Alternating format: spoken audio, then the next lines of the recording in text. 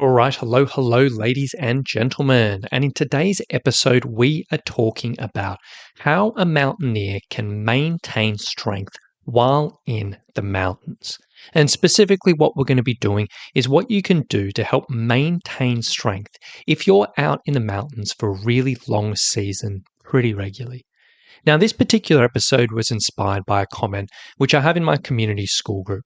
And I put a question out to the group just asking about how people approach their strength training and whether they did, followed a specific program or whether they did their own sessions or, a few different options there. Because I was just curious about how people went about things. And one of the comments was really interesting, which inspired today's episode. And they said, look, they are really consistent with their strength training through June to October. But then from November into, I think, November to May, they said they didn't do any strength training. The reason being, during that time, every single year, they're over full-time climbing in Nepal. And they were sort of saying, look, they really need to know how to maintain their strength at altitude in the mountains because every single year they lose a lot of muscle mass and a lot of strength and then spend the whole summer rebuilding. And this is a situation I've seen many mountaineers fall into, and I've worked with mountaineers who are in a similar situation, so it's going to be something we're going to explore today and get into a little bit of detail. Now, before we even get into it, one thing I want to be clear about, like who we're actually talking about today. If you're a mountaineer who is leading up to a single big expedition, even if your expedition is going to go for multiple weeks or up to a month or whatever it may be, and you're just training up for one big climb or a couple of big climbs, I would sort of say, don't even worry about this. This isn't super relevant in that type of situation. Like just do a normal training program, following a normal training protocol, just get out in the mountains and don't even worry about this.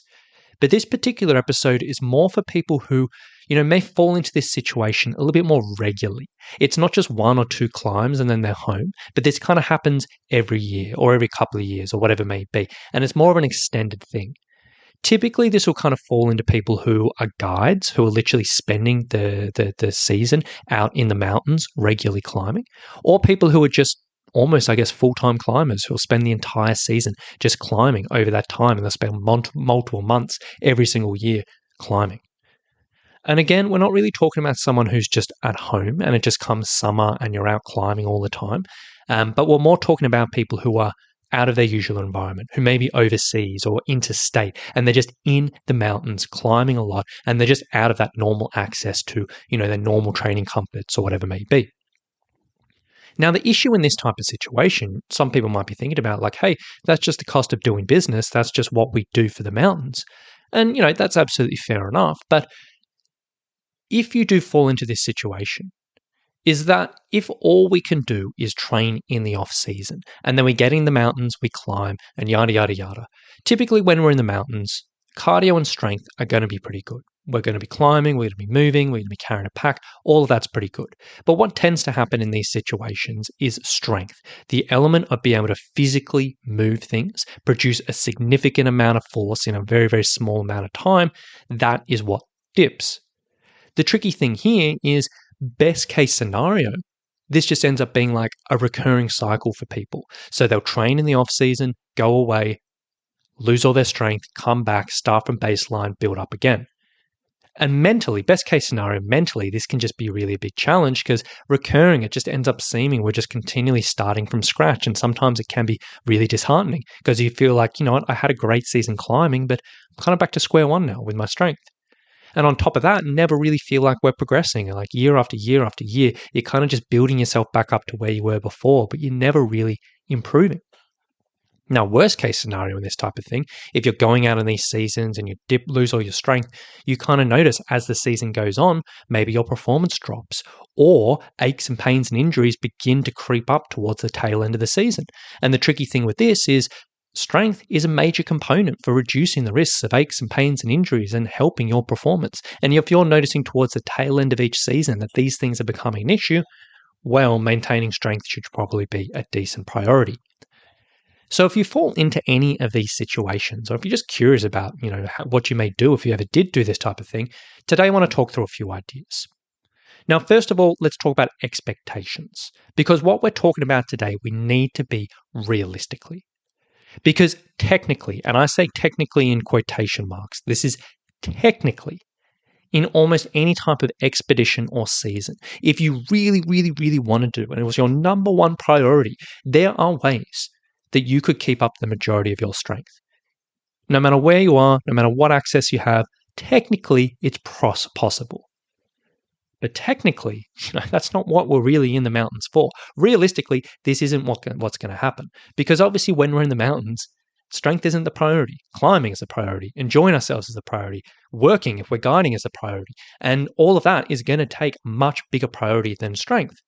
And for you to put all the effort and the time and the inclination and the energy into maintaining your strength 100%, well, it's just not going to happen. It can be done, technically. Anything can be done, technically. But let's be real. When we're looking at these longer term expeditions or climbing seasons or whatever it may be, we want to shift the perspective a little bit. We're not trying to maintain everything. We need to accept there will be some drop off. But what we're trying to do is minimize this as long as possible. So technically, if you went and your usual routine is you start a climbing season, say 100% of your strength, and then over the period of climbing season, you lost 25% of your strength or whatever it may be, and that's your regular thing, well, what we can do in these strategies is say, look, if we can just get you to the point where you lose 15% of your strength as opposed to 25% of your strength, that is significant, or whatever it may be. Obviously, those numbers are just completely made up, but you get the idea. So the idea behind this is, we'll just be able to maintain strength for longer in the season before it really, really drops off. So to keep up your performance and comfort. And on top of that, when you actually get home out of season, you're going to be in a better position. You won't feel like you've gone backwards so much, which can be great mentally, but also just give you that opportunity to slowly progress things over the years. So instead of just going back from bottom to where you were, from bottom to where you were, and do that each off season, you can actually push things forward very slowly, but it can work. Next up, that's our expectation, just minimizing the loss as much as we can.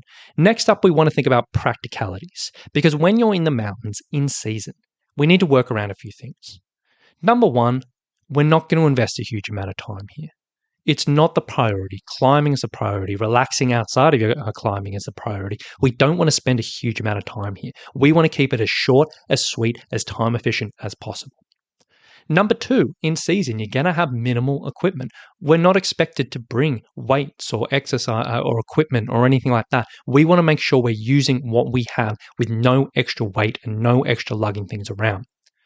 And then number three, we also need to be aware of when we're in season, you're not really probably going to have a huge amount of motivation to do extra stuff. Climbing, you'll be tired.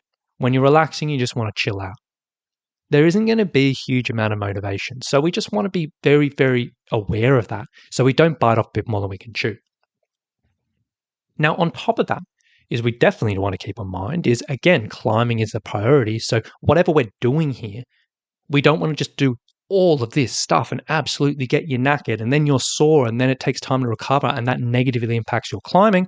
And I have seen people go about this approach and they said, I did this, and this. And in the back of my head, I'm like, well, that's fine, but how'd you go the next few days in the mountains? What we want to do is just do small doses of smart things. So with all that being said, what we're going to talk through, what are the ideas? We're going to talk through some basics and we're going to cover a bit of nutrition and maintaining body weight and hygiene. Then we're going to talk about a little bit of training. So let's start on the basics, nutrition and body weight. Realistically, when you are in the mountains, if you're on a long-term expedition or in season, most mountaineers are going to undereat to a certain extent. This is from logistics and practicalities, just not having access to so much food or whatever it may be. Weather, if it's cold, if it's wet, if it's whatever it may be, that affects our inclination to eat. And obviously physical activity. When we're in season, we're very physically active. We're burning through a lot of energy. And sometimes it can be really, really hard to match the amount of food we need with the amount of energy we're expending. On top of that, if we're up at altitude, obviously this gets worse. Practicalities and access to food gets worse. Energy expenditure goes up when we're at altitude. Appetite goes down. And it's pretty much impossible over a long-term expedition at altitude to 100% match your calorie needs. It can be done, but most people don't do it. This is standard and this is accepted. We just, it's going to happen. The problem here when it comes down to this whole concept of strength is ultimately if we don't eat enough, we will have muscle wastage. We will lose muscle. Now, not all strength comes from muscle, as we talked about in the podcast before, but a large part of it does. So we want to minimize this. The more we can minimize muscle wastage, the better it's going to be for your strength maintenance. So how do we do this? Well, a few things we want to consider. First and foremost, we want to try our very, very, very best to get close enough to our calories as possible. So our calories, how much food and how much energy we're taking in, and as close to possible to what we need to maintain body weight. Ultimately, if we can manage to eat enough of the right calories to sit at what's called maintenance, meaning you're eating enough calories to sustain the energy you're output. So we're not eating less, we're not eating more, we're at the maintenance level where we're just the same amount that we're burning. That's a win. If we can get there, fantastic. Practically, this may be possible, but again, the closer we can get to this, the better. Even if we can't get this 100% right, the closer the better. Now, this can be a little bit tricky figuring out because it's hard enough to figure this out when we're at home. When we're in the expedition or when we're in the mountains, there's so many other considerations, so it does get tricky. So this is what I would probably recommend if people or mountaineers are just worried about this type of thing. Number one, the best thing you can do for this is to book a consult with a sports dietitian who understands mountaineers. Now, when I say sports dietitian, I don't mean a nutrition coach. I don't mean a nutritionist. I don't mean a naturopath. I mean a sports dietitian, someone who's gone to university for multiple years, learns the ins and outs of sports nutrition or nutrition, whatever it may be, someone who specializes in sports, and specifically someone who is aware and has worked with mountaineers in the past. Very important because the practicalities of eating in these things and in these environments very different just to the typical endurance athlete. Now here, what we want to be doing is obviously going to have a chat about a bunch of things, but you want to get a really good idea around what your calorie targets are going to be for your time in the mountains. How many calories per day are you wanting to aim for this maintenance, to fuel your adventures, to fuel your movement, to fuel your recovery, and make sure we're maintaining body weight? Now, this isn't going to be 100% exact, but you want to have a target. Then when you're at home, you want to figure out what this looks like, how much food this looks like, and what this actually goes through. And you want to practice hitting this because it's all well and good for me to say, hey, on the mountain, you need to eat, let's say, 2,500 calories. And you're like, cool, I can do that at home. Then you get on the mountain, you're like, oh, I actually don't have a huge amount of appetite. I'm just going to eat to hunger, and then you're well under. We kind of want to get a really, really good understanding of how much food this is. On top of that, when you're in the mountains, you're not really going to be like, if you're not sure, look at a food and you're like, how many calories is that? You're not really going to go into an app and figure out calories and this and that when you're in the mountains. It's just not going to happen. But you can do this type of like fiddly stuff when you're at home. So we want to practice and research this at home so you kind of know what this looks like and have a rough understanding. Again, this isn't going to be perfect when you're up in the mountains, but the better understanding we can get, the better. Then we want to look at, okay, wherever I'm going for climbing, wherever I'm going for this season, what are my food options?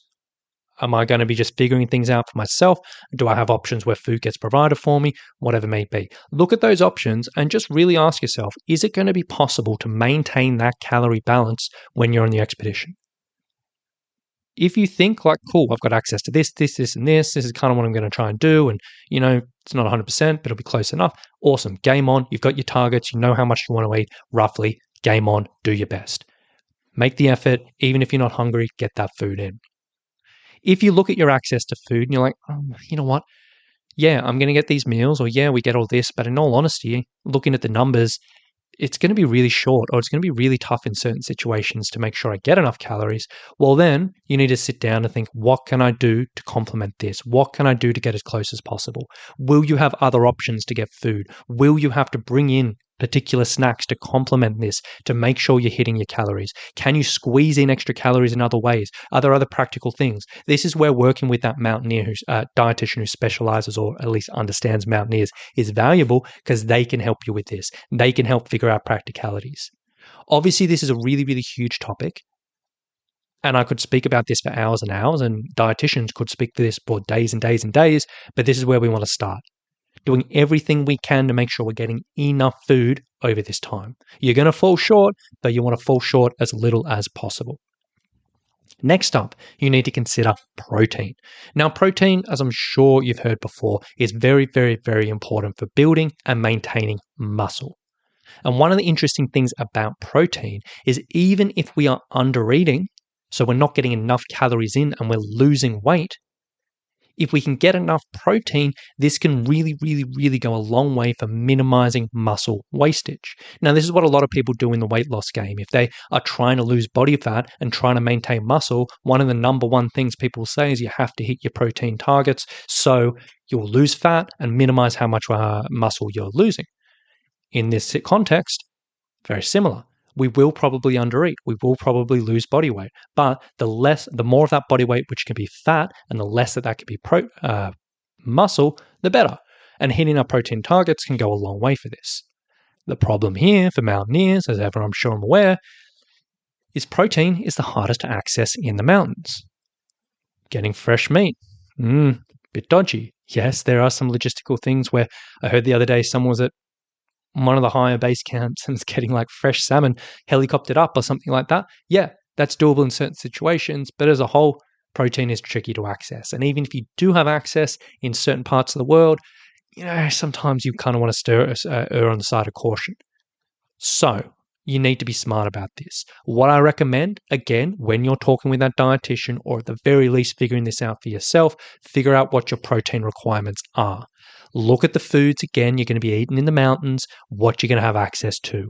Ask yourself, can I hit these protein requirements? Does it look realistic?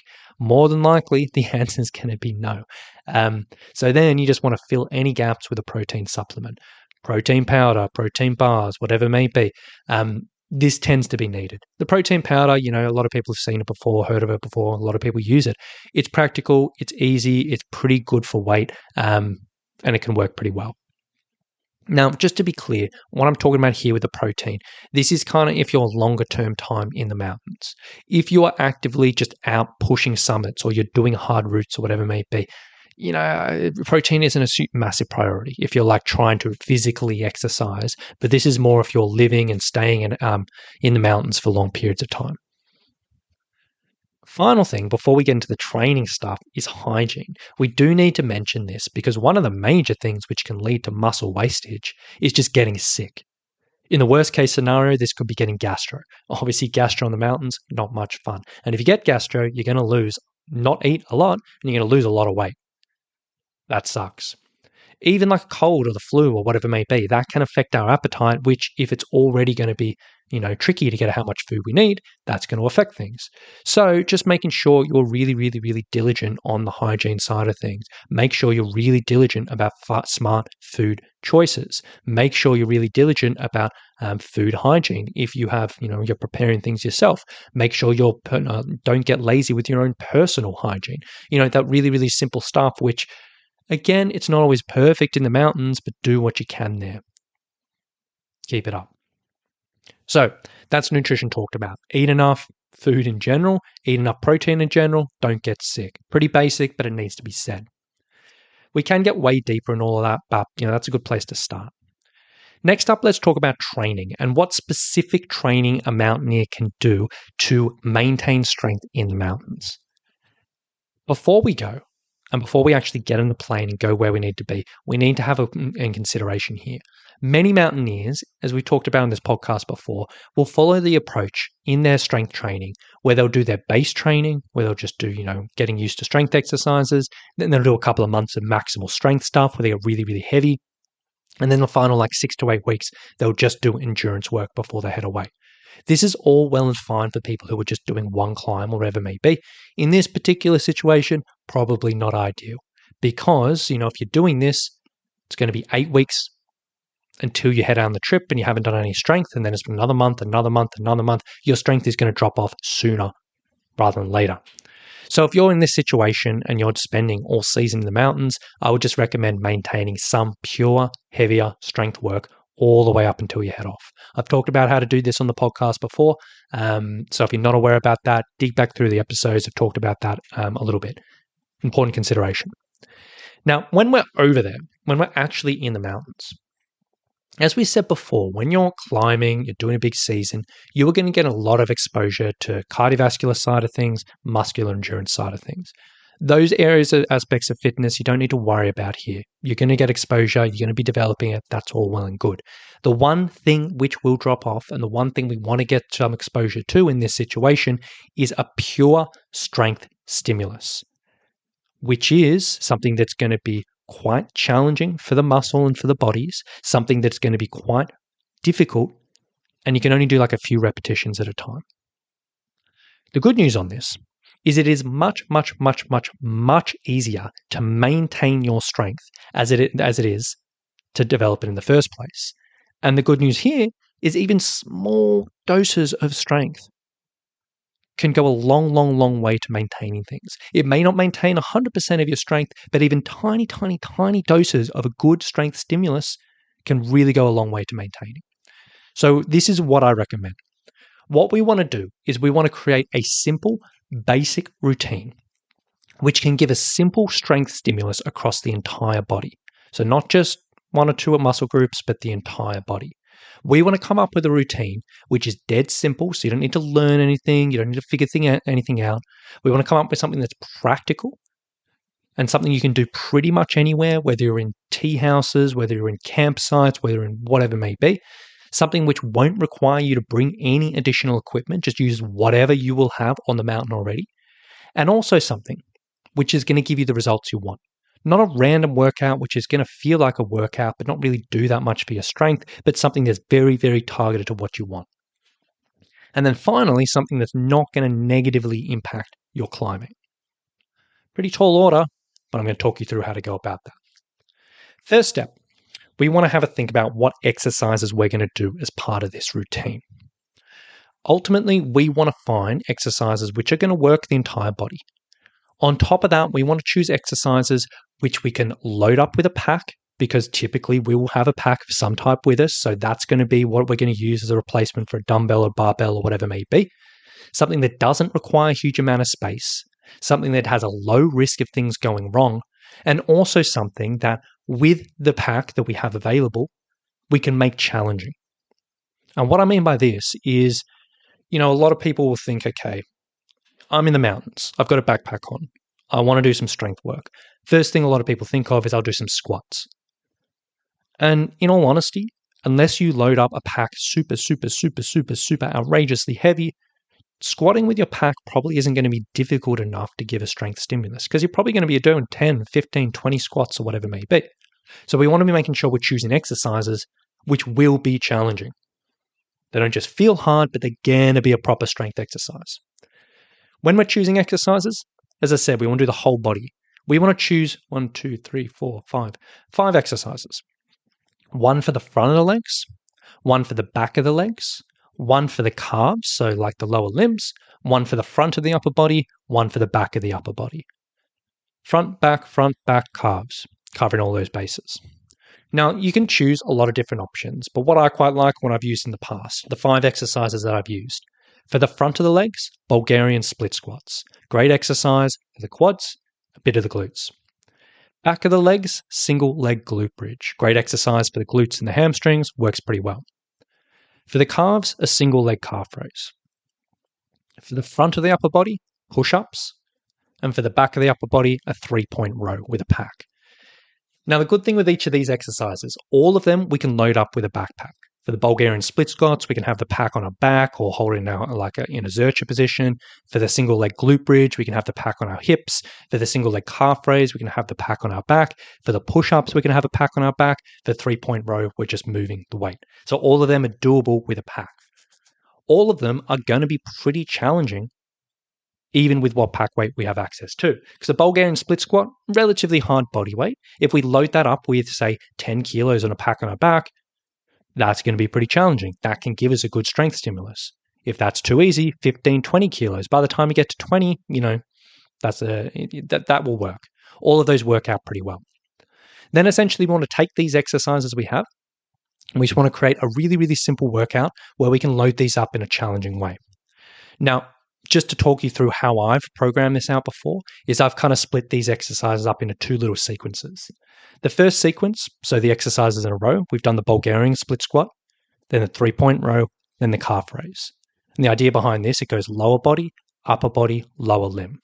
And then we go back to the top, lower body, lower limb.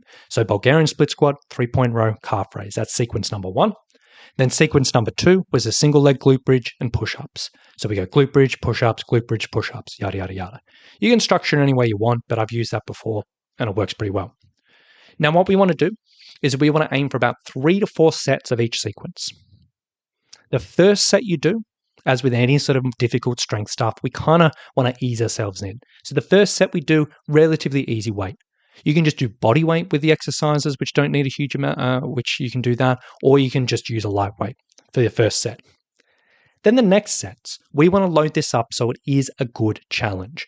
We want to find a resistance with our pack where we can do about 4 to 6 reps, and then by after that, we're kind of like pretty done. We don't have to push to absolute failure where you just literally cannot lift anymore, but we want to go about 4 to 6 repetitions. Making sure we're getting a decent strength stimulus. If you feel like you can do 10 or 12 or 15, you need to make it harder for yourself. Now, admittedly, with a pack, it can be a little bit fiddly with weights initially because you might be like, hey, I did 10 kilos and I did the Bulgarian split squat. That was way too easy. So I got to load it up a bit more and just figure things out. It does take a little bit of trial and error, but you can figure things out from there. So that's the workout. Pretty simple, covers the whole body, making sure we're giving ourselves challenge. Essentially, how we're going to use this is over the course of your season, we want to aim for a minimum of 1 exposure of this every 2 weeks. So you don't have to do this multiple times a week. You don't even have to do this every week. A minimum exposure of this once every 2 weeks. If you can do this and get 1 exposure of this every 2 weeks at a minimum, it can go such a long way for maintaining your strength. It won't keep it at 100%, but that's not what we're aiming for. But it will go a long way for reducing the drop-off, maintaining that strength in season, and helping you come out of the other end of the season feeling in a much better position.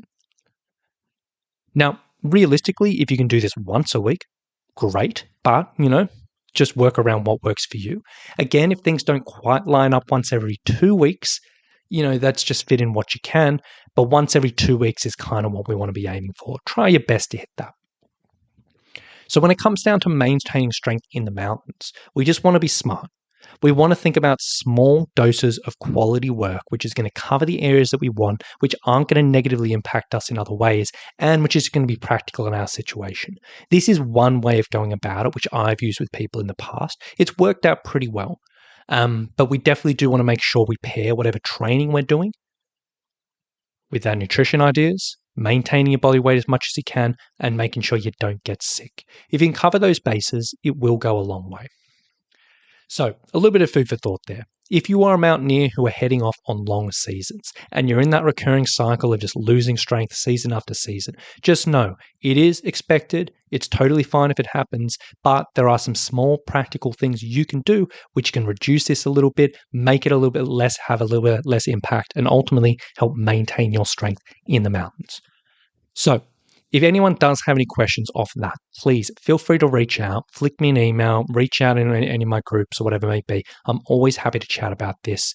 Beyond that, if anyone was listening to this, I'm like, okay, Rowan, this is cool. I get it. I understand. But I would love a little bit of help here. Maybe I want a bit of help leading up to my season to make sure I'm in the best possible position. Maybe I want a bit of help structuring something like this out for myself leading into my my time in the mountains or whatever it is. If you want to learn a little bit more about what we do through Summit Strength, you can go to summitstrength.com.au/mountaineer. Now on that page, there's a big video that talks through our training, how we go about our online personal training for mountaineers, and ultimately how we help mountaineers get fit, strong, and resilient for their adventures. So if you want to check it out, go to summitstrength.com.au/mountaineer, and you can take it from there. So with that being said, thank you so much for listening today. Hope you've enjoyed it. Hope you got a little bit out of it, and we'll talk to you very, very soon. Bye.